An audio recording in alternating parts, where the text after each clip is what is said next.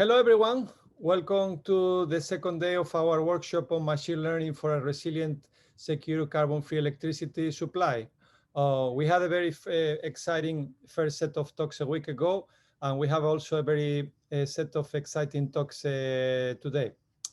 So, like we did last week, if you have questions for the speakers, you can submit them through the Q&A chat box.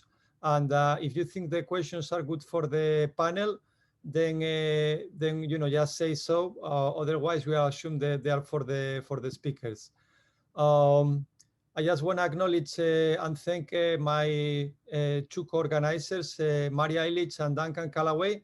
And I would like again to thank everyone who is connected. So without further delay, let's get started with our first speaker, Professor Tamer Başar from the University of Illinois at Urbana-Champaign. So Tamer, it's all yours. Start when you're ready.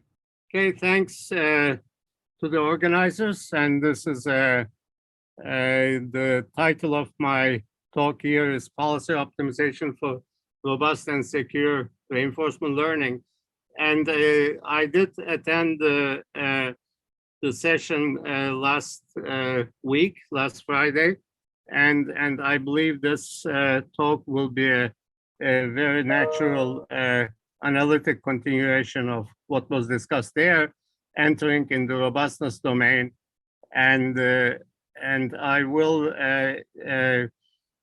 keep it at the methodological level, and we'll talk about control and the robust designs for controls, and using policy optimization, which has connections to reinforcement learning.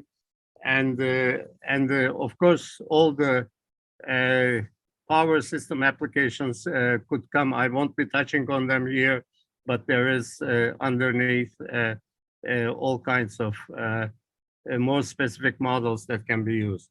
And I have to acknowledge the contributions of two of my collaborators. Kai-Ching Zhang was a student with me. I say was because he just defended his thesis, and he's on his way to MIT for a postdoc, and then from there to Maryland as a faculty member. And also Bin Hu is a colleague of mine at Illinois. So here's an outline of my talk. I'll provide a brief introduction to reinforcement learning and policy optimization, because that's what I'm going to concentrate on, and particularly the PO for controller design. But what I'm going to do is introduce elements of robustness, a robust framework into policy optimization. And there are different ways of introducing robustness, and we'll see that they are all connected. And this all will lead to what we call, or what has been called as mixed design, but we'll look at policy optimization for mixed design, as well as risk-sensitive controller design, which is again connected to that.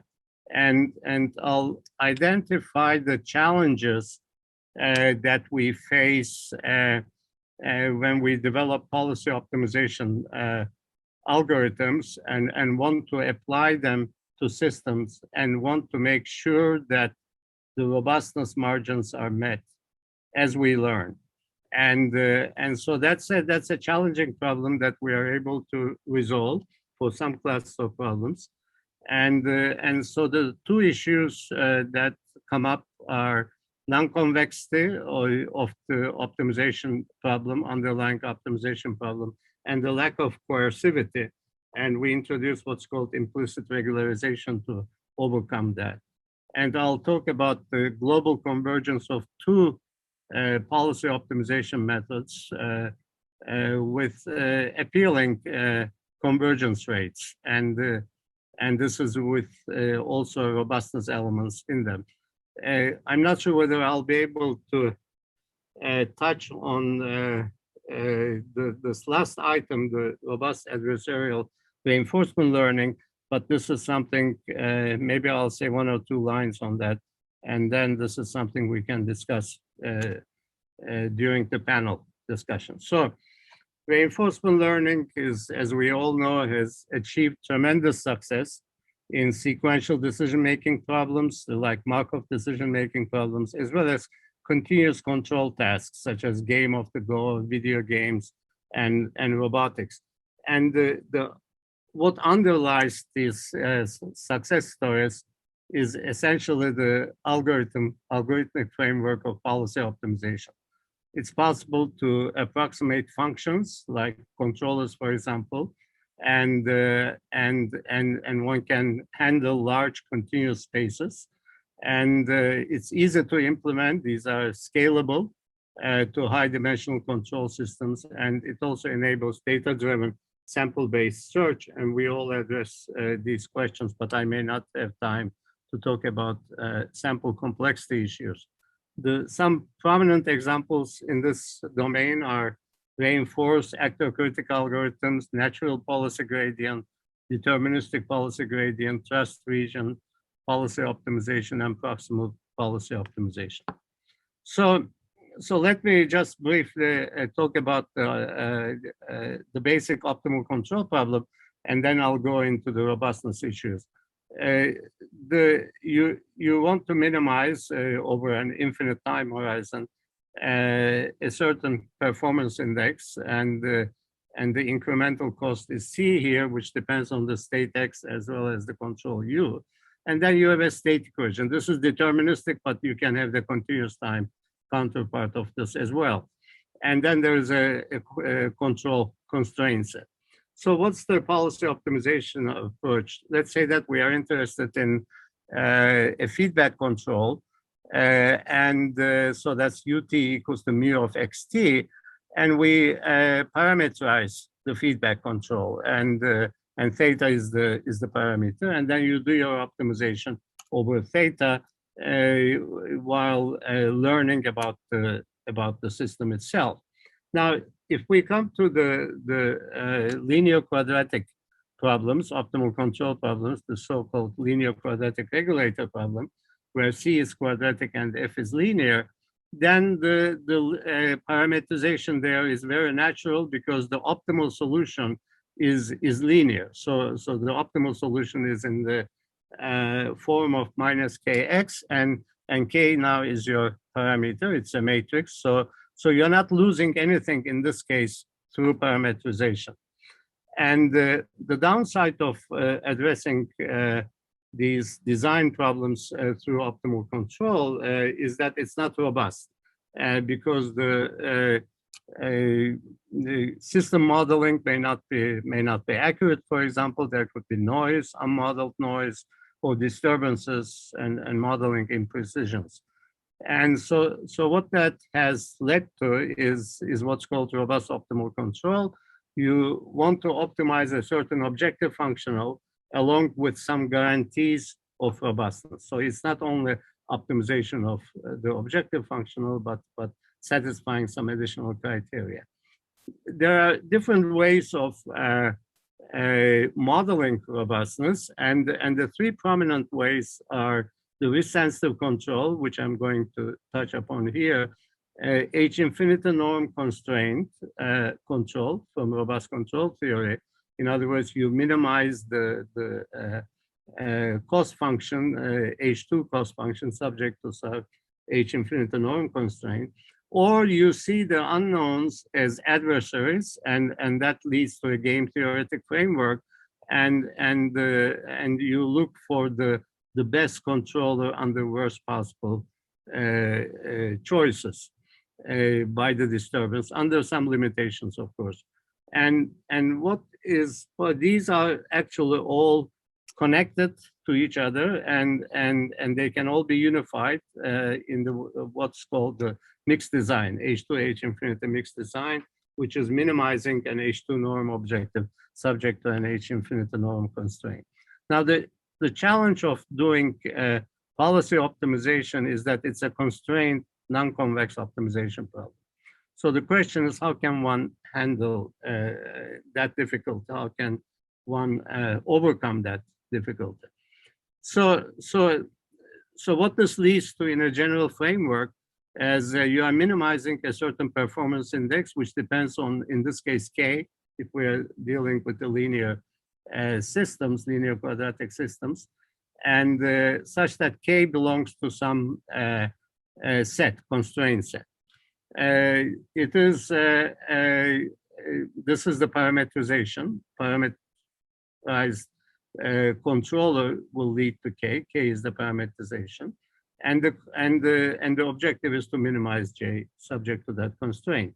Now, this constraint is very important, but sometimes it's implicit. For example, in the linear quadratic regulator problem, linear system and quadratic cost function, you are looking for a K that is stabilizing, and we know that the optimal solution under some controllability, observability conditions is a stabilizing feedback. So, but if you want to approach this through policy optimization, then your constraint set is essentially you are looking for all K such that the spectral radius of the feedback matrix A minus BK is less than 1. So this in the discrete time. And this is a non-convex constraint set. So here, even in the linear quadratic regulator problems through parameter optimization, we have to deal with a non-convex problem.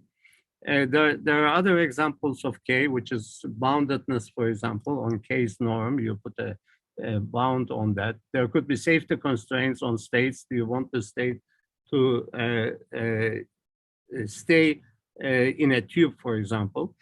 And so those can be added to this constraint set. Now, this is without robustness considerations, but most control systems are safety critical, and beyond stability, we also seek robustness. Robustness is of paramount importance.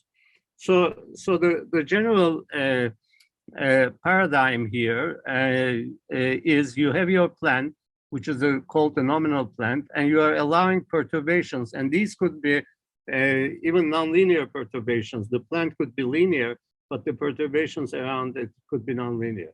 Or if you have a nonlinear system, you take the linear part and then view the nonlinear perturbations around it as this delta block. And then you want to design a controller K. And you look at the closed loop transfer function from W to Z. Let's call this as T of K.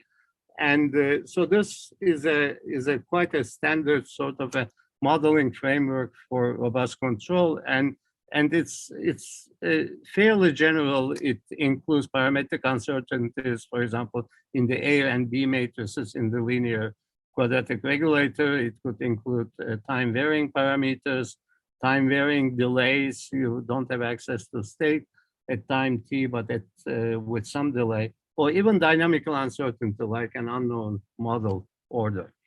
So this leads to what's known as the H infinity norm constraint that you bring in, and that leads to some strong, robust stability, and it's all based on the appealing result here is the small gain theorem, which says that if the H infinity norm of the transfer function is less than certain positive quantity gamma, then you can allow for the discrete time problem from a delta whose norm from L2 to L2 is less than 1 over gamma. So if this holds, if the H infinity norm is less than gamma and the delta is less than 1 over gamma, then the G delta system is input-output stable. So that's the constraint set. In addition to stability of the nominal system, spectral radius of A minus BK less than 1, you also look for the H infinity norm being less than gamma.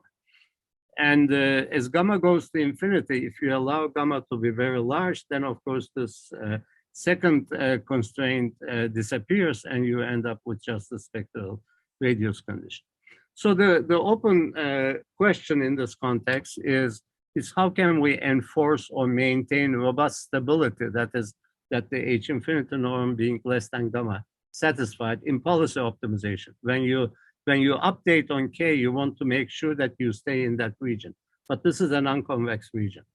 And the second question, which I'm also going to address, is what are the global convergence guarantees, if any, and the rates of convergence of policy optimization methods that we can develop in this context.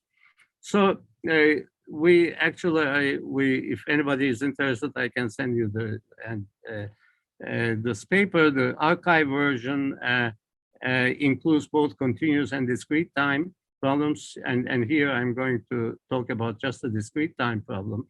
And a journal version, it will appear in the SIAM, and it was also a shorter version in the L4DC. It was presented there in 2020. So what you have here is, this is the disturbance. W is the disturbance in both continuous time and discrete time. And then the Z is the controlled output. And you can write down, this is all standard in control theory for both continuous time and discrete time. You can write down the transfer function. And this is the H infinity norm of the transfer function from W to Z, and in both continuous time as well as discrete time. So I'm going to focus on the discrete time setting for because of the limited time here. So what is of interest, therefore, is minimizing a certain performance index subject to the spectral radius condition as well as the H infinity constraint. And for this linear quadratic problem, one can upper bound the H2 norm. Both these are equivalent in terms of two sort of, in terms of the solution of the Riccati equation, which depends on K. And so here you minimize the trace of PK times DD transpose, or you have the one which involves the log that. And so the question developing a policy optimization algorithm would involve one that increments on the gradient of J and or some variation of that, and then to make sure that the increments on K remain in the stability region and the H infinity constraint region. And so there is a connection. I mentioned that there is another way of approaching this problem is the risk-sensitive control. And so this goes back to Jacobson in 1973. So the risk-sensitive control has so now this is a stochastic formulation because the W is a Gaussian input process, independent from state to one time to the next, and the initial state is also a Gaussian distributed. Now, instead of minimizing a quadratic cost, you take the exponential of the quadratic cost after you multiply it by some beta, and then take the expected value of this and then bring it back to the, you take the log again, so that for the, if this were a deterministic problem, of course, the log is the inverse of exponential, and you would simply have a quadratic cost function. And then you divide it by beta over 2, and then take the time average as t goes to infinity. So this is, again, a problem where we are interested in finding the best feedback control and using policy optimization methods that will minimize this cost function. And there is a connection between this and the mixed H2H infinity that I had introduced. Now here, in this case, there is an upper limit on beta. There exists a beta star such that if beta is less than beta star, the minimum of J exists, and it's actually linear in the state. So the linear parameterization in this case is still, you don't lose anything from optimality by doing that. And if beta is larger than beta star, it means you are above the robustness margin, and regardless of what feedback control you use, the result is infinite in this case. So if we take the connection with the mixed H to H infinity is that if I take Q to be C transpose C here and W to be, which is the covariance of lowercase wt, d transpose, then the linear solution and U to be kxt, then the feasible set, that is what leads to finiteness of this, is again the spectral radius condition, and the H infinity is less than 1 over square root of beta. So the beta is related to the gamma that I had earlier. So we can search therefore over linear time invariant controllers in this case, and again the Riccati equation is comes in, and it turns out that if you substitute for U as minus kx, you end up with the value of this jk exactly the same as I had as the upper bound for the mixed H to H infinity problem. So therefore, essentially solving the mixed design problem essentially brings a solution to this with sensitive optimal control problem as well. And one is stochastic, of course, the other one is deterministic. And this general framework also has connections to other models. It covers the maximum entropy H infinity control, as well as the zero-sum dynamic games. I mentioned earlier that in that case, you view the disturbance as an adversarial input into the system. And therefore, now you have two agents. You don't have a single controller. You have a controller, but then another input into the system controlled by an adversary. So you have a two-agent minimization problem. So that leads to, in fact, the multi-agent reinforcement learning, but I may not have time to touch on that. And so for this problem, essentially the cost function is you add an additional term. This is the adversary's input into the system, and with a soft constraint on that. And this gamma is actually related to the gamma that I had in the mixed problem. And the important result here, of course, is that again, linear parametrization does not lead to any loss of optimality. And in this case, we have to talk about the Nash equilibrium or the saddle point equilibrium because it's a zero-sum game. And then the best, or in a sense, the worst the disturbance could do for the system as an adversarial input is to pick a linear controller. So one has to alternate between the gain for the controller K as well as the gain for the disturbance input L. And then there are interesting and deep issues actually as to how this iteration should be done. And just iterating, just taking turns leads to instability and leads to non-convergence. So one has to have a much more judicious way of handling this, which we have done, but I'll maybe discuss this during the panel. And as gamma goes to infinity, of course, this reduces to the LQI. So let me come to the meat of this talk. What sort of algorithms do we have? Can we come up with in minimizing this performance index subject to these two constraints? And these constraints, again, the constraint region is not convex. But there is one additional difficulty that comes up, and JK, I had given this expression earlier, and then we have the generalized algebraic Riccati equation, which is for a given K, you have to solve for this, and that's how the cost function actually depends on the choice of K. Now, the two things, there is a substantial sort of difference between the constraint region, even though both are non-convex, in the LQR problem and in this mixed H2H infinity control problem, and which is the same as the with sensitive control problem.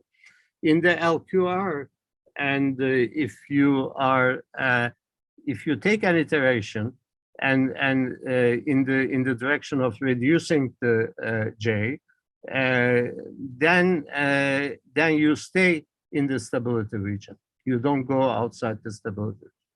Whereas in the case of H2H infinity, it is quite possible to reduce the cost, but still leave the robustness region.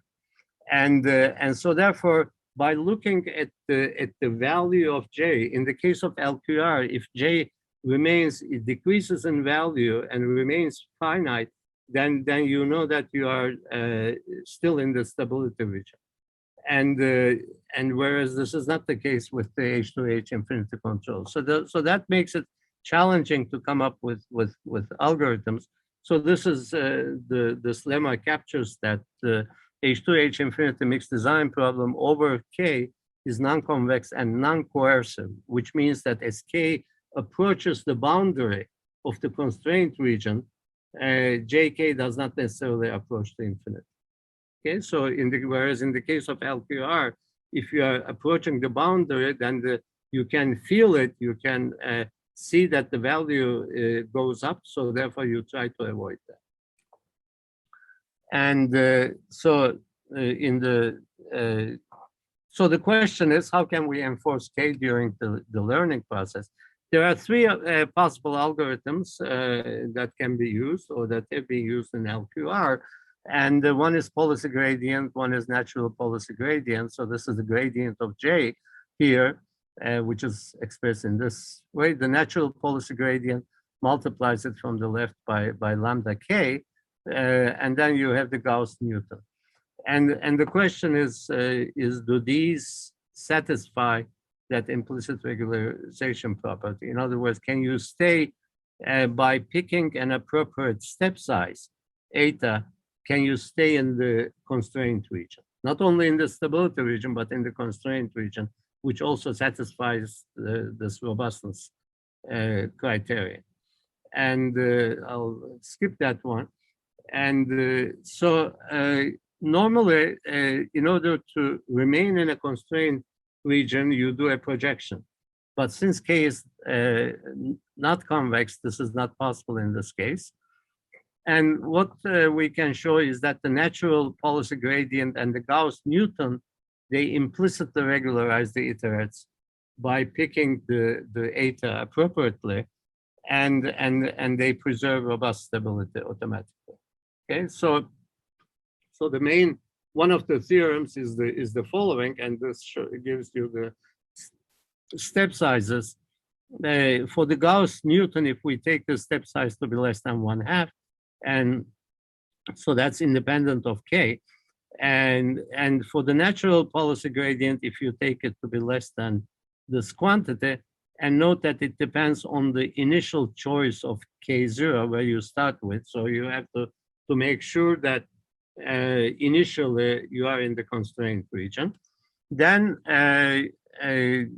if K, you start with a K which is in the constraint region, then the K prime that the algorithm delivers at the next step is also in the constraint region.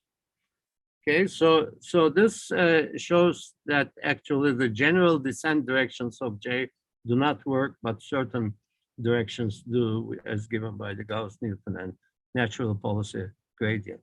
I'm going to skip the proof highlights and talk a little bit about the global convergence. And under some controllability assumptions, one can show that both Gauss-Newton and the natural policy gradient converge to the global optimum at 1/n rate, the order of 1/n rate. And this condition of controllability is satisfied automatically for the resensitive control problem. And there is no global gradient domination as in the LQR. And what one can show is that locally, if you start closer to the optimal solution, then you have faster rates, which are super linear around the optimum. So I'm going to skip this and talk just a little bit about what the implication for multi-agent RL is, since this is also the topic of this session. I indicated that we have a connection to zero-sum games, and of both the mixed H2H infinity problem as well as the risk-sensitive control problem. And now you bring in another sort of another controller, which is controlled by an adversary, into the system. So the cost function in that case is given by this expression, as I indicated. You have a soft constraint on the efforts of the adversary, and the K is the gain of the controller, and L is the gain of the adversary. So the problem and X0 is distributed according to some distribution. And so this objective function depends on K and L, and the problem is minimizing over K and maximizing over L. Now we know that this problem, given certain conditions on R, V, and Q, and so on, in other words, provided that this there is a controller K such that the maximum with respect to L does not go off to infinity, and you have precise conditions, we can have precise conditions for that, then this, even without this linear parameterization, if this was just U and this was just W, we know that this has a linear solution. And so therefore linear parameterization, as I indicated earlier, does not lead to any loss of generality. But the question is, how do you do policy optimization in this case? So this is a multi-agent optimization problem. And this constitutes a baseline for competitive model, multi-agent reinforcement learning, as LQR is for single-agent reinforcement learning. And this is essentially a robust adversarial RL, we can call it, which is quite a popular approach in reinforcement learning, and it handles simulation to real gap in RL by introducing an adversary within a Markov decision process formulation. So how does one do? One way of doing it is you fix K and then you take maximum over L. And this is what I call the inner loop, and fix K, this is the outer loop. And so if you do a precise, accurate maximization with respect to L, assuming that the maximum exists, and that restricts K to a certain set, constraint set, then the maximizing L is given in terms of the solution of a Riccati equation, the same Riccati equation as an H2H infinity control. And now here are some of the caveats. If you do an alternating gradient, in other words, do a gradient with respect to K and then the gradient with respect to L, maximizing, alternate between minimization and maximization, there's no guarantee of convergence. In fact, you cannot show that it will converge. And so in this case, for example, you can see that even the stability, I mean, the stability itself is lost in a certain, it initially gives the impression that it's converging, but then it goes off to outside the stability region. And here, again, another indication of this. And here it shows that this is decreasing, and then all of a sudden it goes up. So we have another paper which discusses the stability and convergence of robust adversarial reinforcement learning, which was in the NeurIPS in December. And so the question is, how do you iterate between K and L, and what's a good combination of initialization, as well as, of course, the update loop. So now we are not, if we have an exact solution for L, then the outer loop is what I have already discussed, because it's the same Riccati equation, and we know how to robustly stabilize K. And so therefore what we need to do is find a provably convergent pair of initialization and update rule. And that's what constitutes a double loop. in the problem. And so what we have done is we have developed, I don't have time to talk about these figures, but it essentially, they essentially indicate the caveats of what one has to be careful for in this iteration. We have developed also the derivative-free methods for decreasing the H infinity norm, that is the robust defined K0 to be inside K. So this also leads to model-free H2H infinity control design, and the gradient of J in H2H infinity control, in there you have the lambda cannot be estimated from sample trajectories without knowing the model itself, and so instead one has, this is another advantage of looking into the game problem. One can solve an equivalent game problem where you build a virtual adversary, which is a linear input in the system, and there is what works is a time scale separation. You fix K, you find the best L to the extent possible, not a single iteration, but multiple iterations. So there's a time scale separation, and then improve over K. And then this paper that we have discusses extensively the proof of this and how this can be done. We have done it for the finite horizon and time varying systems, and have established sample complexity here. And let me see. So let me conclude. I think I'm at the 40-minute mark.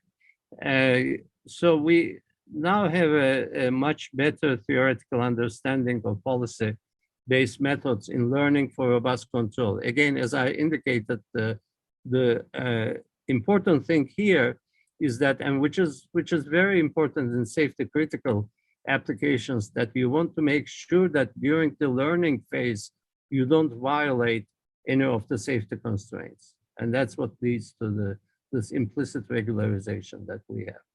And you have different sort of tools at your different ways of approaching this problem. You can approach through risk sensitivity, you can approach it through mixed H2H infinity design, or even by introducing a virtual adversary into the problem and formulating it as a game. And so we have shown the global convergence and established implicit regularization, as I indicated, and for linear quadratic zero-sum dynamic games, which is a baseline model setting for policy optimization methods, which is inner outer loop updates. The parallel updates do not work.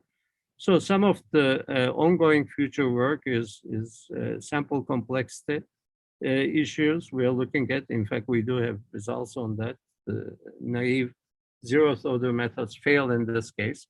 And mixed design for other types of dynamical systems, and maybe more applications also to power systems. That would be one thing. And another thing which I haven't addressed here, and that's a difficult field, a difficult one, is how do you, instead of using the H infinity norm as a constraint, what if you want to design a controller which will minimize the H infinity norm? That's a non-smooth optimization problem. So if that's a problem of interest, then there's a challenge there that one has to address. And at the higher level, and I'll leave with this message, is how can we enforce safety robustness constraints on the fly in policy-based model-free RL in general? And I think this is going to be a sort of a question that's going to drive research in the coming years, and any result that is obtained in policy optimization will have to be evaluated based on, to the extent they stay within reasonable constraint regions. So I'll stop here, Alejandro. Thank you, and either I can take questions here if there are any, or we can continue this discussion during the panel session. Yeah, we have a couple of minutes for questions. Maria put something on the chat, but since she can't unmute herself, maybe she wants to ask the question. Maria, do you want to ask the question? Yeah, so Tamer, thank you very much. Really comprehensive presentations on the links on many, safe issues that we have in power systems. I didn't quite understand the last idea that you talked about, that you can actually get to model-free approach. You use the both the control and the state trajectories, not only state, but control and state trajectories. And from there, you can approximate the gradient. And then based on that approximation, so instead of using the actual value of the gradient, and you use the approximate value, and the question is, how much do you lose? So you have to prove an epsilon delta type of arguments. So you are essentially, you don't have access to the parameters of the problem. The first part that I discussed, you know exactly what the gradient is and other values of the parameters. So that led to natural policy gradient or the Gauss-Newton approach. And with the model-free case, you don't have access to these, but then you have to use both the system trajectory and the sample as well as the control in order to come up with an estimate for that. Thank you. Okay.